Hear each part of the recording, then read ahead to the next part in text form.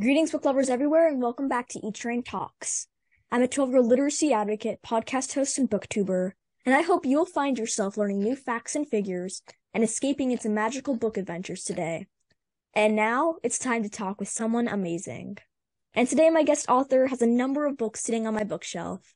And the funny thing is, I didn't even realize how many of his books I'd read until after I'd asked to interview him about his great story, Fallout. I spent many years diving into only nonfiction reads before I even thought of fiction, and some of the most entertaining historical nonfiction books I'd read were by the authors sitting virtually across from me today.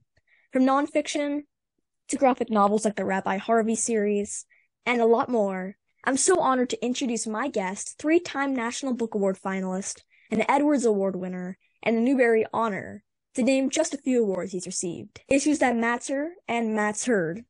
And not just educates, but entertains too. I'm talking about the one and only author, a true writing legend, and a personal hero of mine, Steve Sheinkin. Hey, thank you. What a build-up. Thank you, Mr. E. I appreciate it. And I'm a fan of yours too. I love what you've been doing. Oh, thank you so much. And I love both what you're doing when it comes to books, and also, leading into my first question, you're the creator and co-host of the legendary Author Fan Face-Off series, where middle grade authors face off in a trivia competition about their own book versus kid readers. And I was actually lucky enough to battle against author A.S. King on a recent episode, which ended up being a fantastic highlight of 2022. And I'm sure everyone watching, including myself, is curious to know how you came up with the idea to start Author Fan Face Off in the first place. And what was the process to get the show up and running? Yeah, thank you again for doing it. That was our first episode of this year, which is our third season that we've done. And which is surprising to us, to Stacy Ratner and I. She's a school librarian, one of those super librarians that you meet everywhere you go, at conferences, and I just love working with her. And it was totally pandemic related in terms of the birth of it, because 2020, everything shut down. Schools, my own kids are stuck at home, and authors were scrambling to think of something to do. Do I read books aloud? Do I do something that will be useful to classes and teachers and kids? And so I just wanted to go one step further than that and create something that could hopefully be fun, but also promote the same thing you're trying to do, get people reading, talk about how great books are, introduce them to new authors. And the one asset I have in this world, the book world is pretty small, and I've been around for a while, so I know a lot of people. I know a lot of authors, and I felt I could reach out to lots of famous authors and ask them to do it. And they might say no, I thought. It turns out nobody said no. Wow. We've done something like 80 episodes, and it's amazing. You'll be amazed, at the level of authors who have agreed to do it. And so, yeah, it's just what you said, an author, a fan, they're right on screen like we are now, and we ask questions from one of their famous books. And so it's totally unscripted. We never know who's going to win. I would say that it's probably been half and half, authors and fans winning. Sometimes the fans are so obsessed they'll read a book 100 times, and then the author won't have read it in 10 years. You had a disadvantage when you were up against Amy, where that was her really new book. So she knew it. She had it all really fresh in her head. Sometimes we'll do a book with an author wrote 15 years ago, and they just get crushed. But that's all part of the fun too. Yeah. Well, I really love Author Fan Face Off, and if any of you listening haven't seen it, it's awesome. And they have everybody from Catherine Applegate on there, who wrote the one and only Ivan, to Stuart Gibbs, to Chris Gravenstein, and now a lot of brand new authors who are just, and also not brand new authors with brand new books. Just so many awesome people. And yeah, you'll also get a lot of book recommendations. My to-be read pile is just piling up right now from Author Fan Face Off. Yeah, it's good for that. Yeah. Yeah, they're all posted on YouTube, so they're easy to find.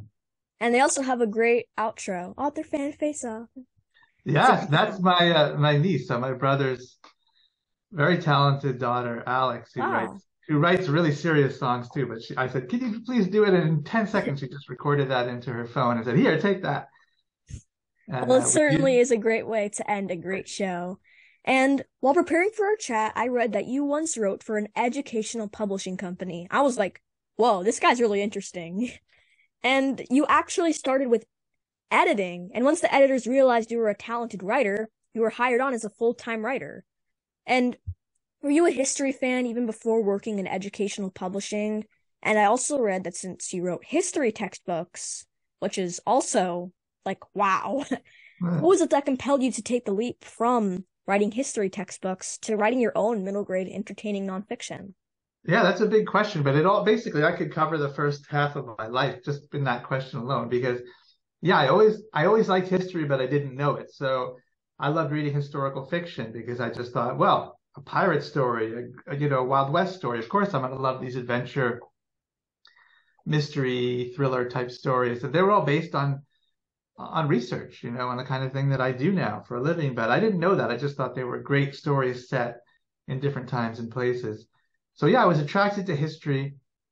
But then again, when it came to the sort of thing we did in school, for me, it was not so much. It was memorizing names and dates, which explorer, went to which river and what year. Who can remember stuff like that? Who cares really? Yeah.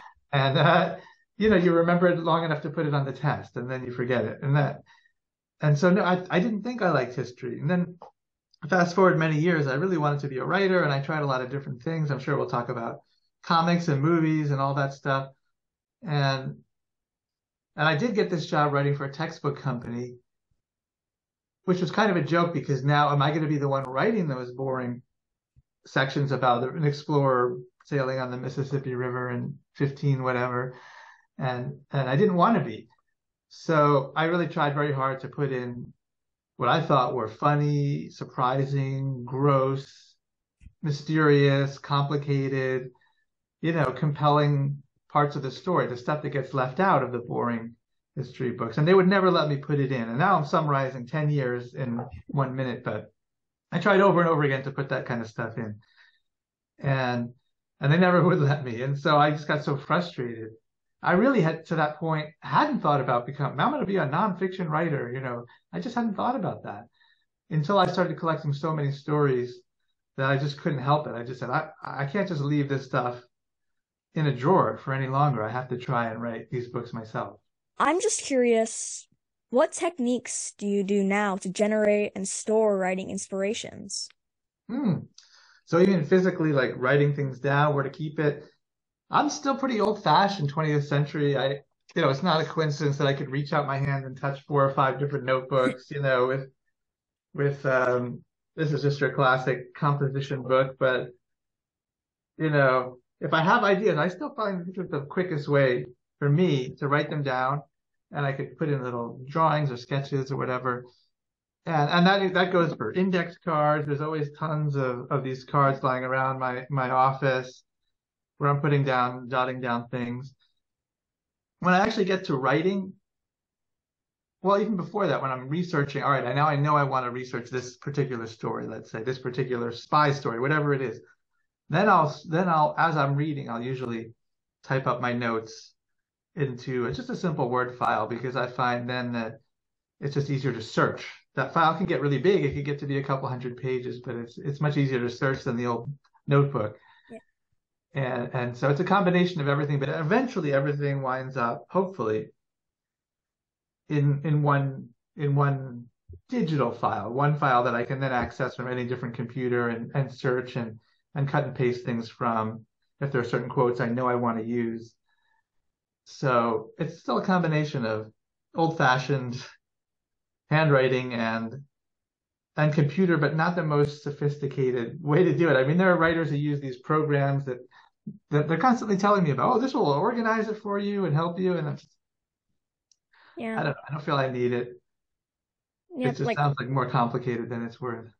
It does. Old fashioned is the best kind of fashion. Yeah, that's good to hear you say that.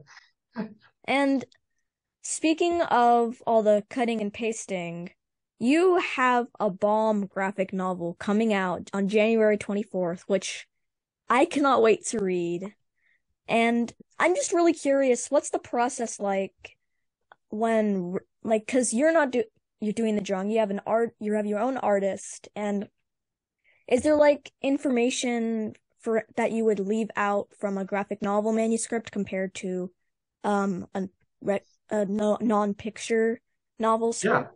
that's a very smart question. And yeah, again, I happen to have one right here. This will Woo! be out depending on when you're watching it. It may be out already, but January 24th, I think. And it's just awesome. I mean, I'm not just saying that because I wrote it. I mean the art. It's Nick Bertozzi's art, 250 pages of full-blown, really cinematic science, spying, action scenes. And yeah, so we had this book, or I had this book, Bomb, which came out almost 10 years ago now. And the science and spying going on during the Manhattan Project in World War II, the race to build the first atomic bomb.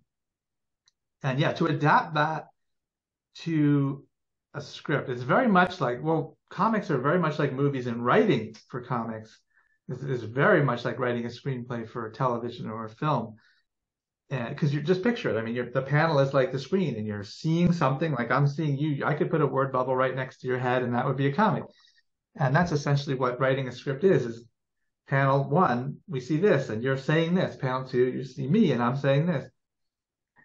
And but the trick is, and everyone will know this intuitively because you've read a book, let's say, and then seen the movie version of it, and you probably have told yourself, first of all, the book was better because it's almost always is, not always, but almost. And also, they left out half the stuff, or more than that. They left out all these great things because you just have to. You can't fit a 250-page book into a 2-hour movie. So, and that was essentially what we were trying to do here in Bomb. They gave me 250 pages, which was generous to write.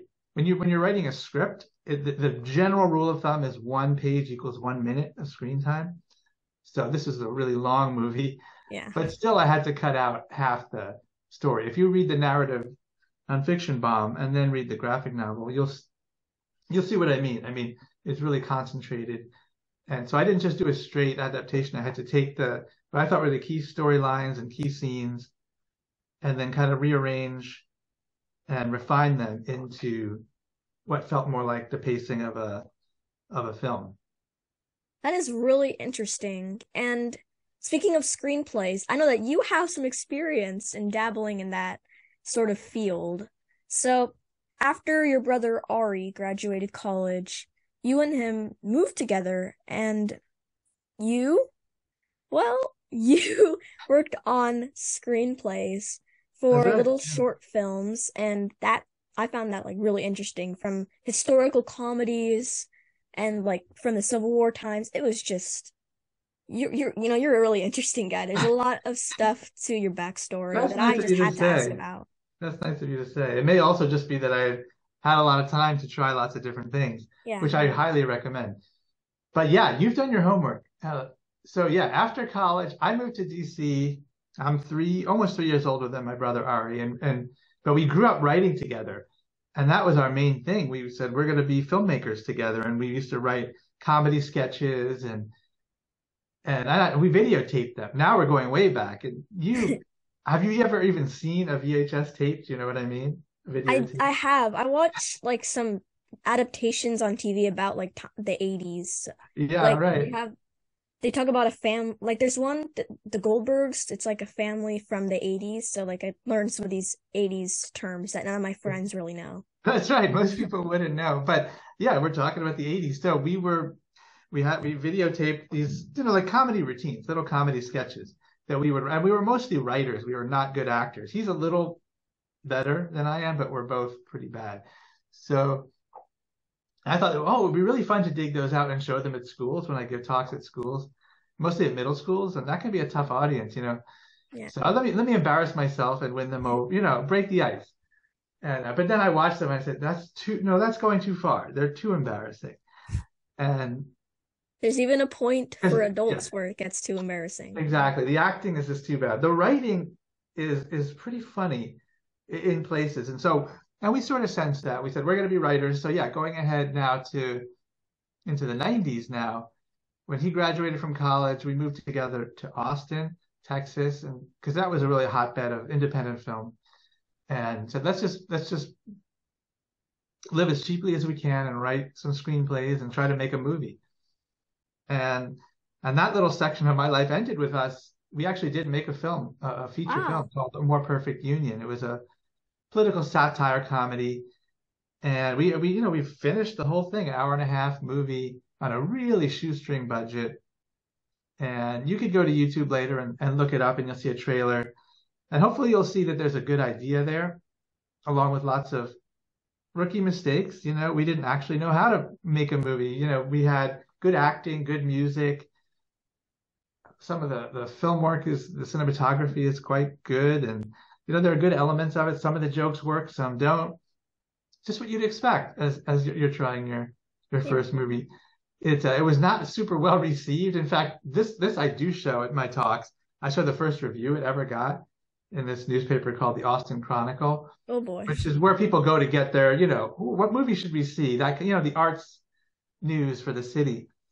And it was terrible. I mean, unfortunately, I can't make it disappear from the internet so anyone can find it. It was 1 star. It had one sad little star on the bottom out of 5. And it was but it wasn't even that good. It was so insulting and mean. And I actually like to show that because that's going to happen to you in some form. Mhm. And of course, unfortunately, now we're giving each other stars on every 2 seconds on social media, which is ridiculous. But it's going to happen if you put yourself out there in any form. You're doing this podcast, and people can always react to something and say something negative, and you have to be.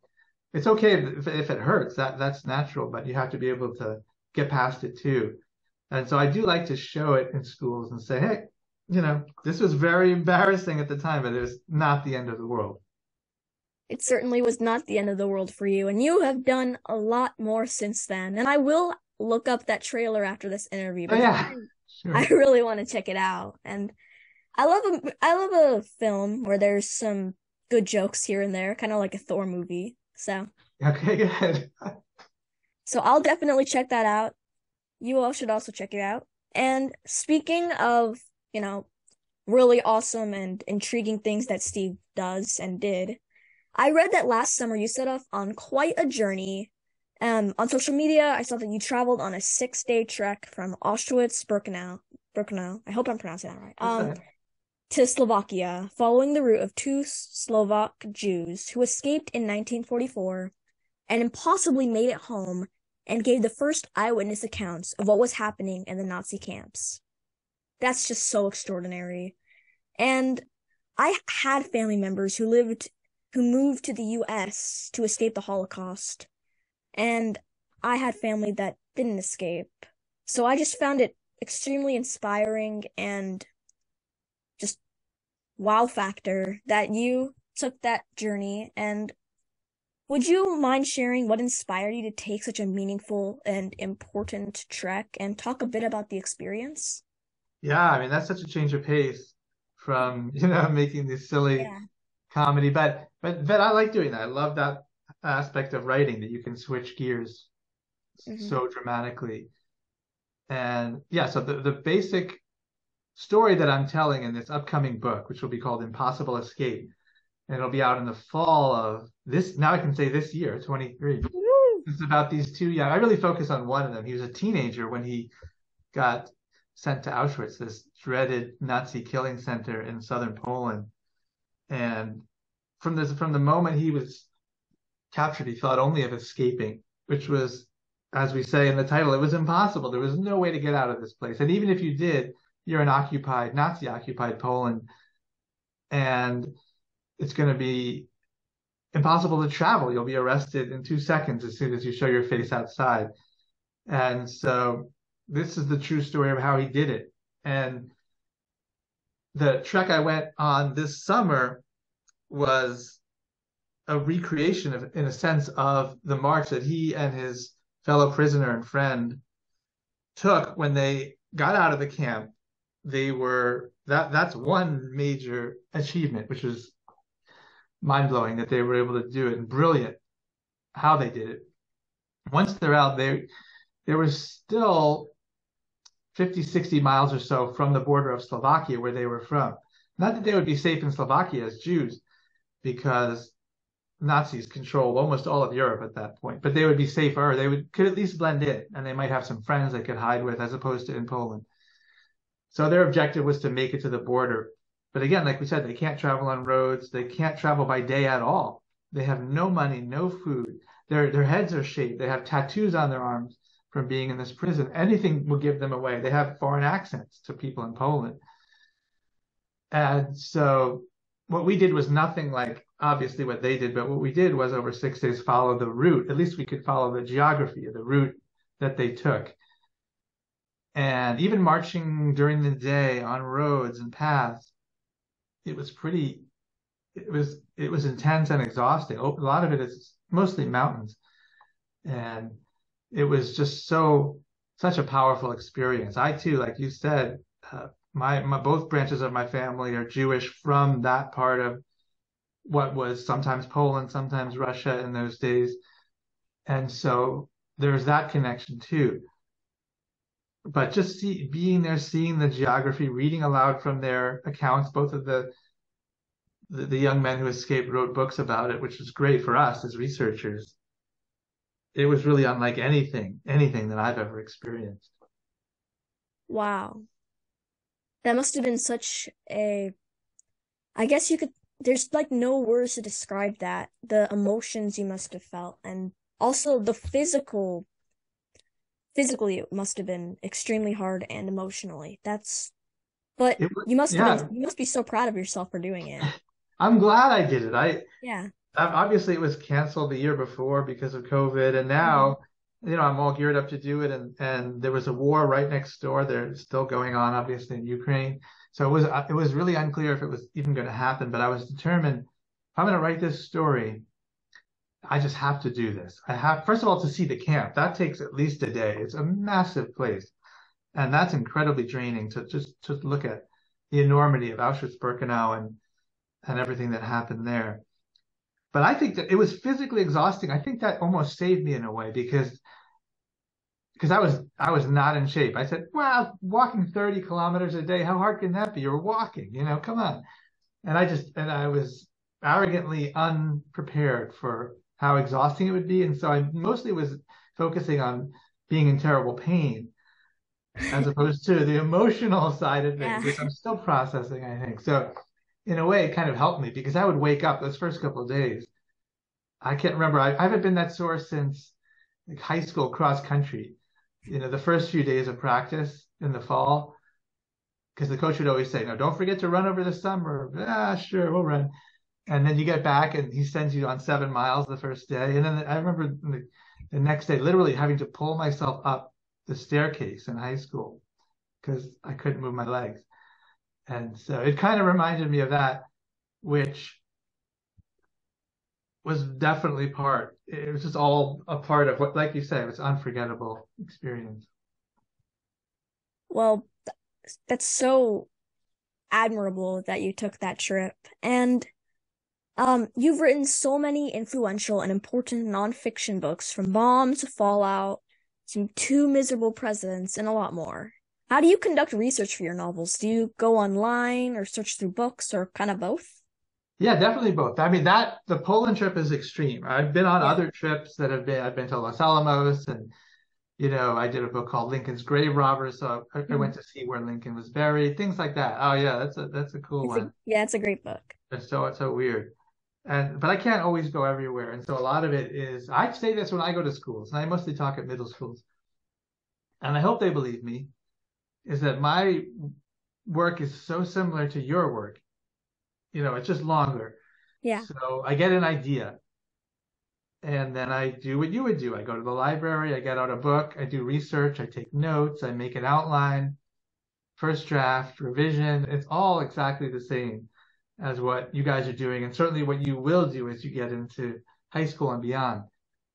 And the research is, sometimes people think there's some secret to it, or I go to some special writers only archive, and sometimes I'll go to specialized archives. Like for this escape story, a lot of the notes, Rudy Verba, the teenager I focus on, a lot of his papers wound up at the FDR library, which is in upstate New York.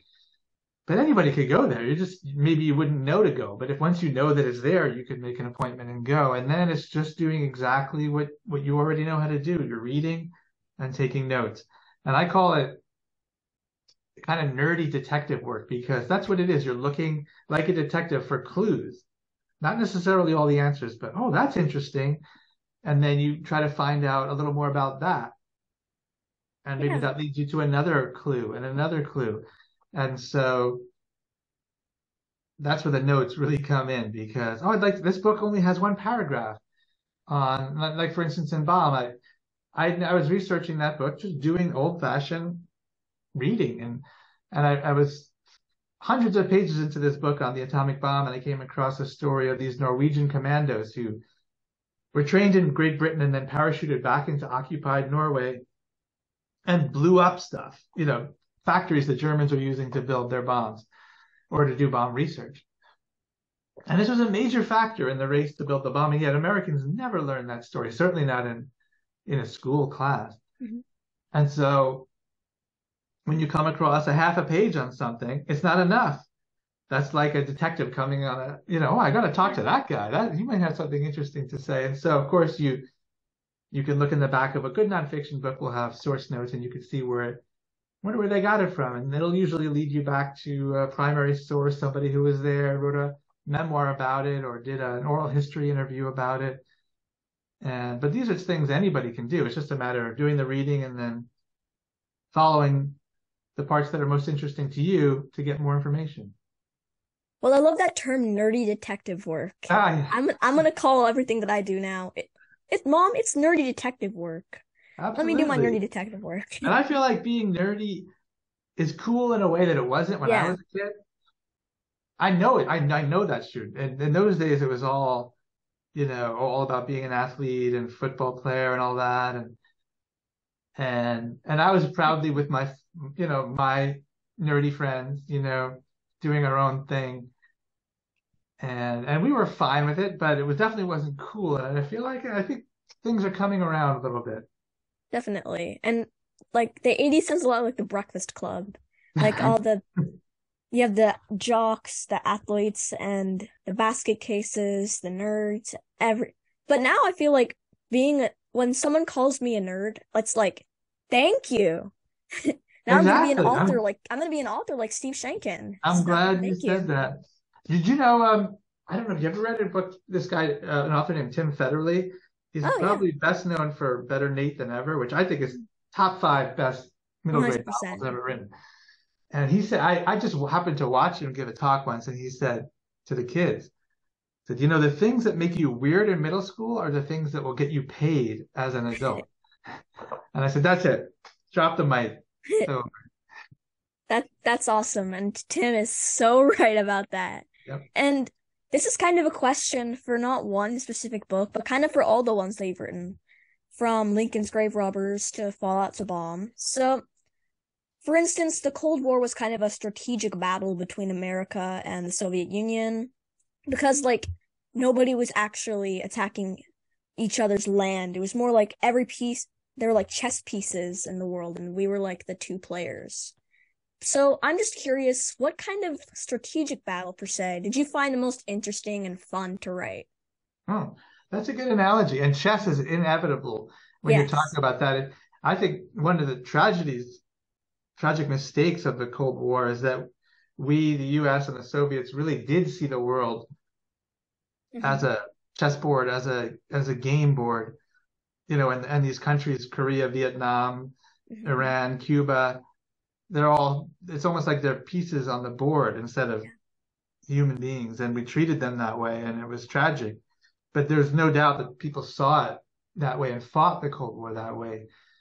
So I even use a lot of chess analogies in the book Fallout, because it's inevitable. And people who were there did it all the time. And even at the time, the US and the Soviet Union the Soviets dominated the world of high level chess at that time.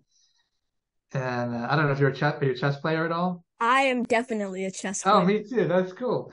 See, that's cool now too. In a way that it never used to be. So, but in terms of the best, I love the Cold War. The Cold War I love it as a storyteller and a reader more than, it's my favorite thing to read. It is the golden age of spy stories.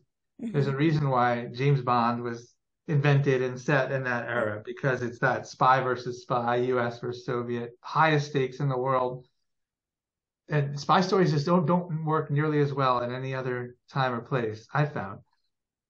So naturally, I gravitate toward that, and that's what I thought about with Fallout. Is I thought I'm gonna make it a spy. I'm gonna write a spy thriller. It's kind of like a follow-up to Bomb. It has that same structure, set in the Cold War, and I'm gonna draw inspiration from usually novels that I love to read that are often set in that same time period, 50s, 60s. And so I love learning about real life spies, the exciting things about their lives. There are boring things about their lives. But I open that book Fallout with just a truly incredible real spy story, which is of a kid, not much older, 13, I think he was, so a little older than you, and doing a paper route, stumbling into a Russian spy ring in Brooklyn, New York, just doing his after school paper route. And some teachers paid him with coins, and when he dropped the coins in his hand, one of the nickels split open, and inside was a secret note from one Russian spy to another. He didn't know that, of course. He just thought, this is a strange coded note inside a hollow nickel. That's just so weird. It sounds like the beginning of a movie. And that's my idea of a perfect way to start a book. And to set the stage, I love to find opening scenes that let you know basically what you're in for. This is going to be this kind of story. That was a brilliant and also extremely captivating way to start a book, especially one there's a lot of spy stuff there. So, oh, good. Yeah, I love all the spy gadgets and all that stuff. I love all that. I also, some of the stories that you talked about, how they had to kind of keep their whole spy life a secret. I just find that extremely interesting. Also, like, how do they not let those sort of things slip, and what are the consequences? And your books really tackle everything when it comes to it, both sides of the Cold War, and also kind of the behind the scenes. Like, we see all the spy car chases, but there's a lot more to it. So, yeah. That's good. I'm glad you're a fan of spy stories too. Yeah. And my next question is, so this is it's the first book that you published. After hundreds of rejections, you wrote the Rabbi Harvey series, and now it's a PJ Arway book, graphic novel, and awesome. And on the sides, this is probably my favorite side spine ever. A graphic novel of dueling Jewish folktales in the Wild West. Yeah. That's just awesome. So, that's cool. What's the process like to get PJ Library or PJ Arway's hands on a story that you write? That's going way back too, because going way back to that time when I was trying to write movies and do all that. I've always loved comics. I've always loved to draw. I consider myself a good, but not really good artist. Yeah. Like I could never have drawn Bomb, the graphic novel. I just couldn't do it. I don't have the chops to do something that complicated, but I can draw. I like to draw comics, and I've put lots of comics online over the years.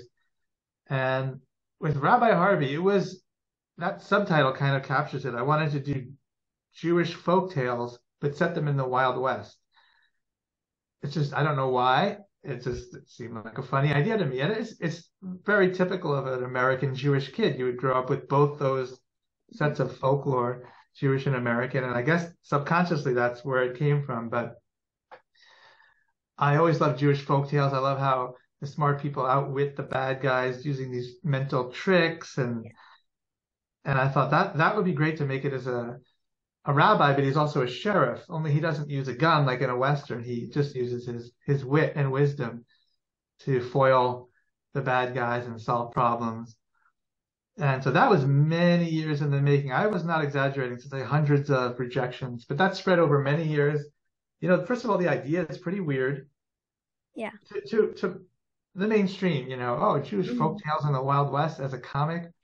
And also you have to remember, this was, if we go back 20 years, graphic novels weren't nearly as big a thing in those days. So people would say, well, who is this for? Is it just for kids? Is it just for adults? We don't publish graphic novels. I got a lot of companies saying that we don't publish graphic novels. Nobody would say that now. Everybody wants to publish comics and graphic novels. But then it was considered almost like a joke. why would we want to do this? This is silly. We do serious books. And so it got rejections for all those reasons. It got rejections honestly because it wasn't good enough. And and a lot of those rejections, I'm really glad that I got them, because that meant that after getting over the feeling of being rejected, which I always take very personally, Yeah. but which is, again, like I said, that's fine as long as you don't let it stop you. Then I said, all right, well, I guess I have to make it better then. And I'll send it, because I'm not giving up. I guess the only choice is to make it better and send it out again.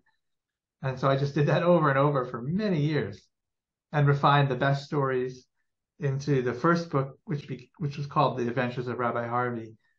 And that was published and did really well in that little world in publishing.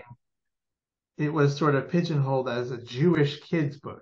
So as soon as you say that, you're pretty limited in the market. It's not a huge market.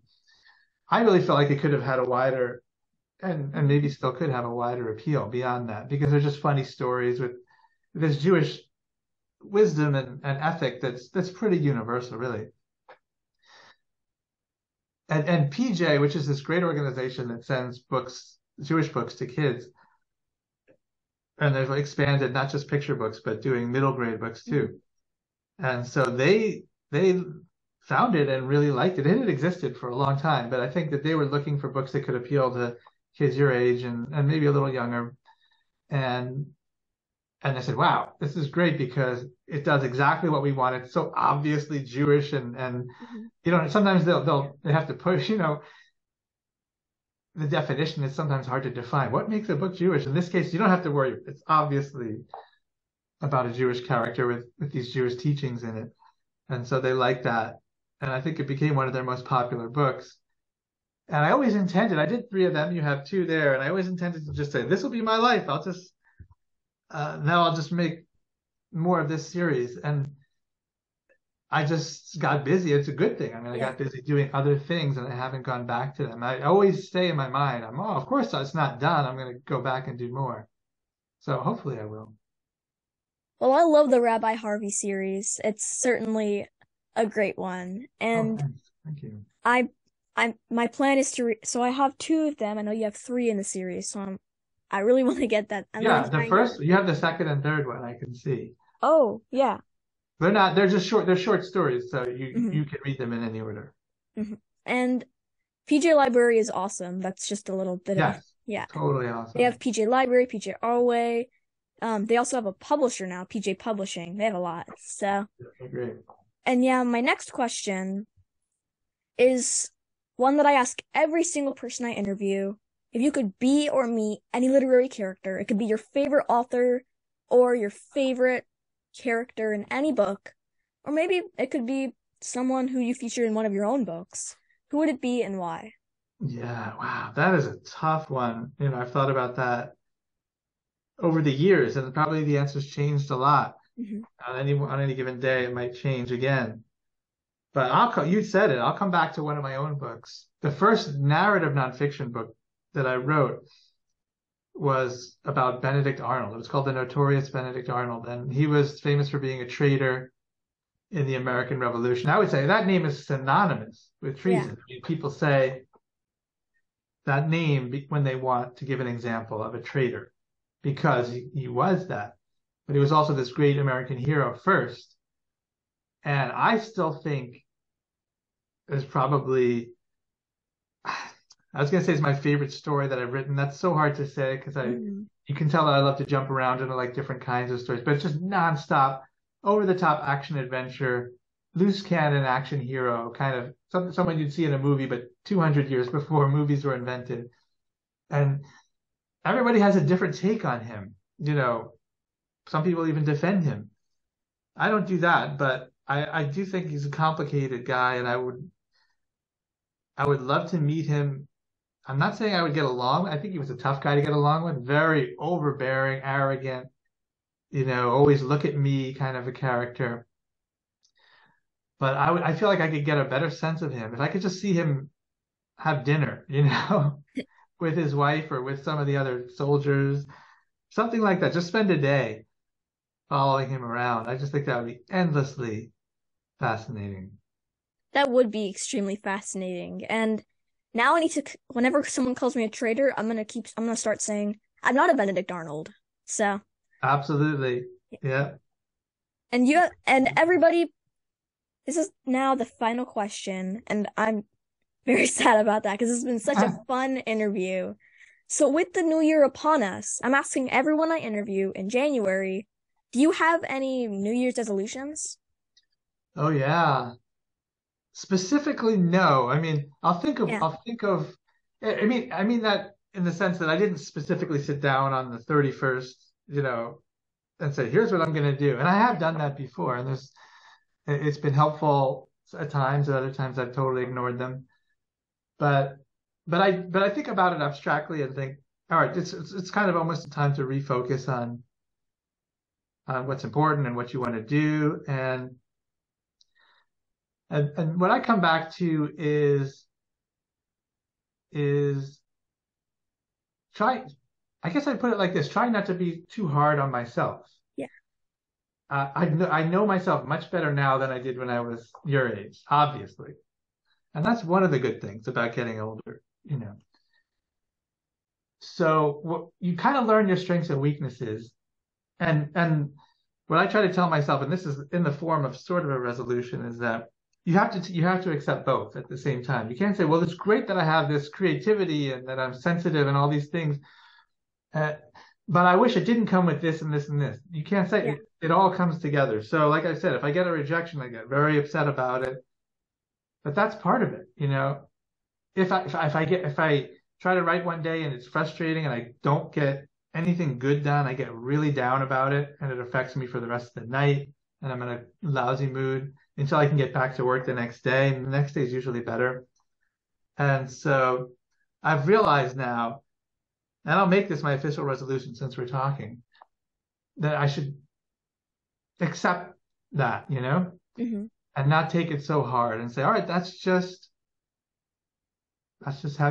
how you are. And you can't take that away without taking away the strengths of what makes me good at what I do.